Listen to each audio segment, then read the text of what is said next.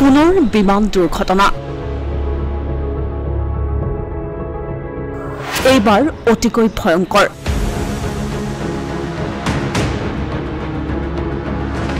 উৰণৰ সময়তে ভয়ংকৰ দুৰ্ঘটনাত পতিত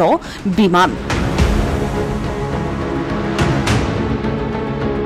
নেপালত সংঘটিত হৈছে এক ভয়ংকৰ বিমান দুৰ্ঘটনা নেপালৰ ৰাজধানী কাঠমাণ্ডুত ভয়ংকৰ দুৰ্ঘটনাত পতিত হয় বিমানখন সূৰ্য এয়াৰলাইন্সৰ এই বিমানখনত 19 জন যাত্ৰী আছিল আৰু এই পৰ্যন্ত এই দুৰ্ঘটনাত মৃত্যু হৈছে 5 জন লোকৰ নেপালৰ ত্ৰিভুৱন এয়াৰপোৰ্টত উৰা মাৰিবলৈ গৈ দুৰ্ঘটনাগ্ৰস্ত হৈ অগ্নিকাণ্ড সংঘটিত হয় বিমানখনত বুধবাৰে পুৱা 11 বজাত সংঘটিত হয় এই ভয়ংকৰ বিমান দুৰ্ঘটনা নেপালৰ ৰাজধানী কাঠমাণ্ডুৰ পৰা পোখৰালৈ উৰা মাৰিবলৈ যোৱাৰ সময়তে দুৰ্ঘটনাত পতিত হয় বিমানখন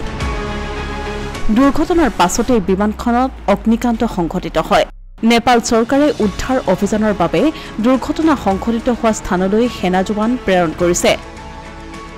দুৰ্ঘটনাৰ পাছতে সংঘটিত হোৱা অগ্নিকাণ্ডৰ বাবে দুৰ্ঘটনাত মৃত্যু হোৱা লোকৰ সংখ্যা বৃদ্ধি পোৱাৰ আশংকা কৰা হৈছে অসমীয়া প্ৰতিদিন ডিজিটেল ডেস্ক